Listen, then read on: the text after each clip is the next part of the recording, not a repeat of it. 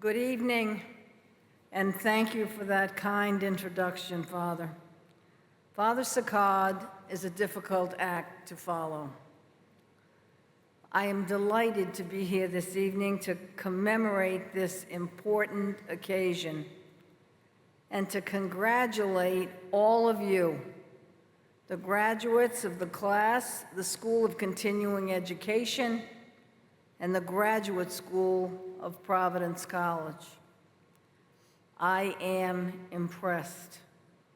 The degrees that were conferred this evening upon all of you will last a lifetime and reflect the excellence of this institution.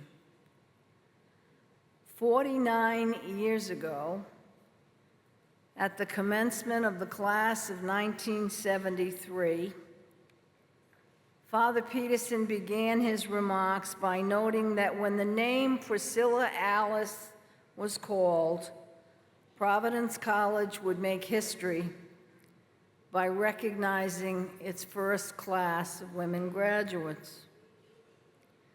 The girls came to Providence College in September 1971, 50 years ago. And the Dominicans, with their prayerful presence in campus life, were comforting. The college made every conceivable effort for a smooth transition to co-education. It was interesting.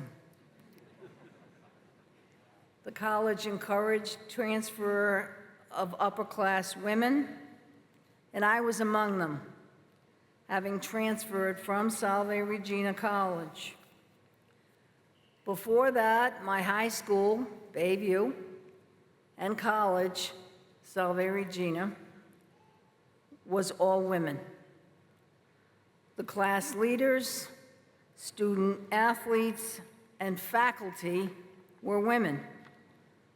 So the fact that many considered the arrival of women on campus at Providence College to be momentous, or that there may be competition between the men and the women, never occurred to me.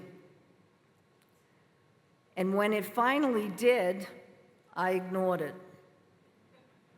And I have ever since.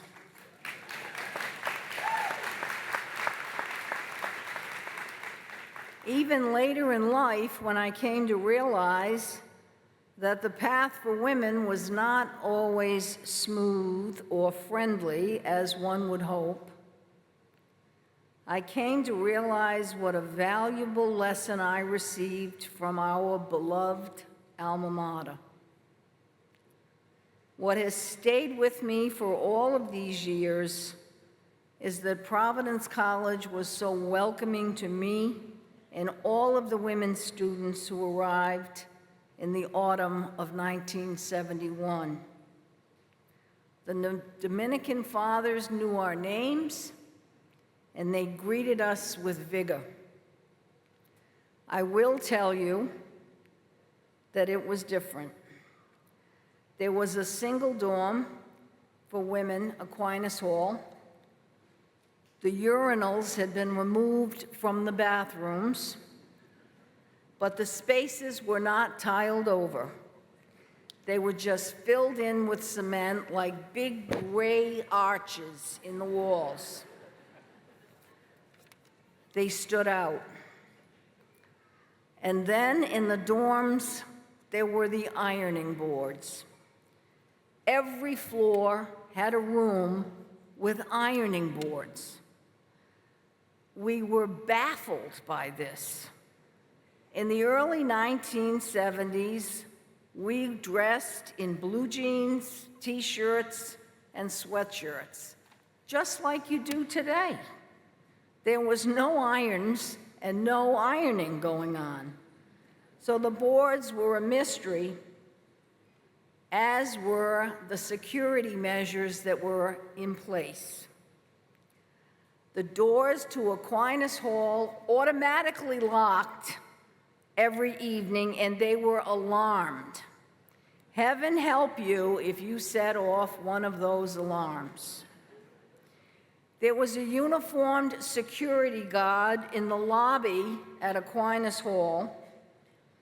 He was certainly the only male who ever got into that building. It was a fortress. We were asked to sign in and out and indicate where we were going and when we would be back. Well, we ignored that completely. Upon reflection, however, I'm still not sure that these measures were in place for the benefit of the parents of the girls, or if there really was a possibility that the battlements would be breached. I often wondered what Providence College was like before the girls came.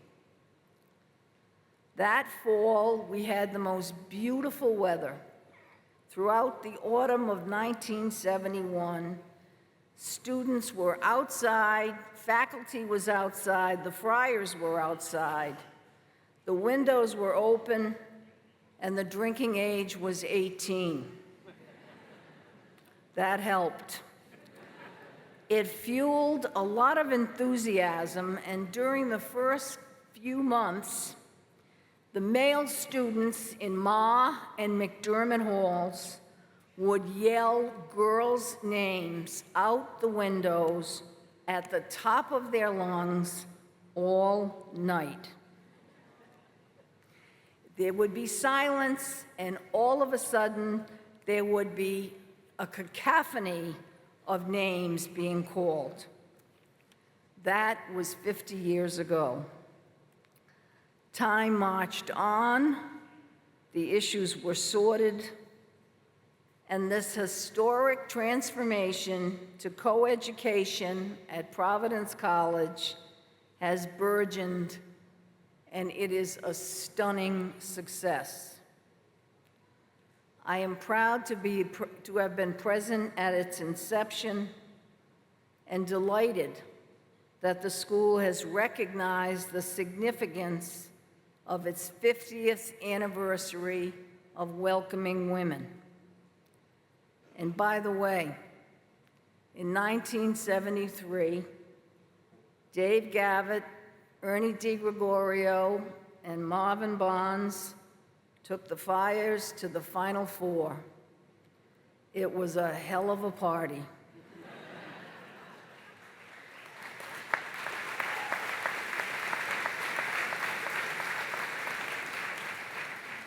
Without question, the last 50 years of success are reflected in the caliber of tonight's graduates.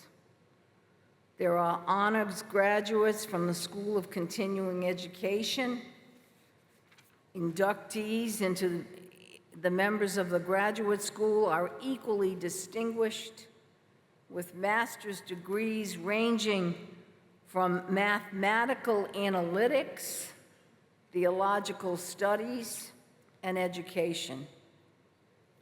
There are, however, more women than men.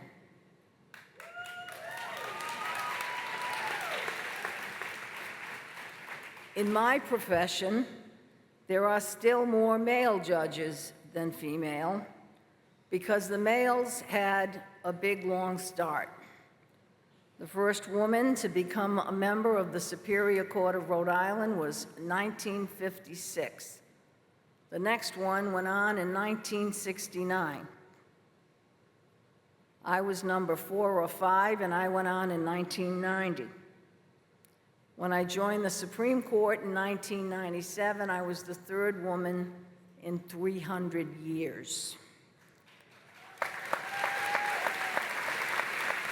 However, women now make up a majority of the Rhode Island Supreme Court. We welcomed 2 women last year. One of them was my former law clerk of 20 years ago. There will soon be 4 women justices on the United States Supreme Court, and more women than men attend law school. Because most of the lawyers who are retiring at this age are men, the ranks will be divided before long. It is fitting, however, that we not leave this evening without recognizing the accomplishments of today's honorees. The degrees you received tonight were earned in the upheaval of a global pandemic. That is a monumental accomplishment for both you and Providence College. That you persevered through the last academic year or two is a testament to your singular dedication and strength of character. Take that with you when you leave tonight. You earned it. Although none of us is versed in the details of your individual struggles or your successes, we know it was not easy.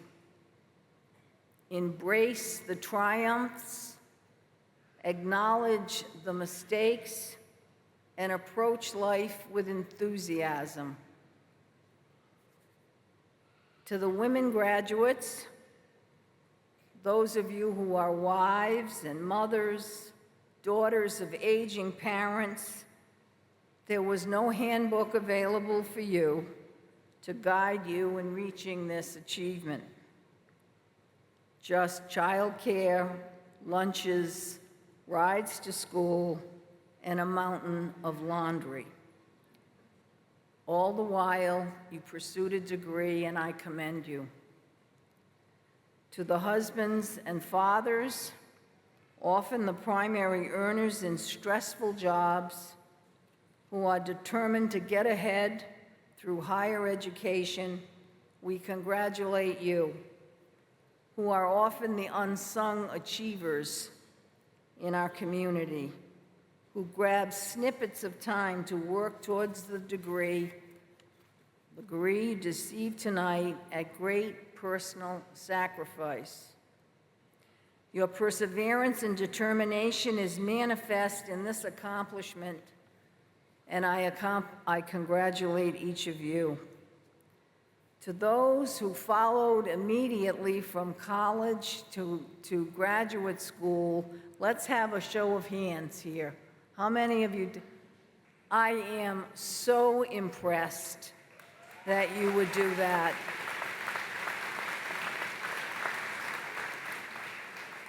And we need to recognize the sacrifices that those who are in the back of this auditorium made to get you here this evening.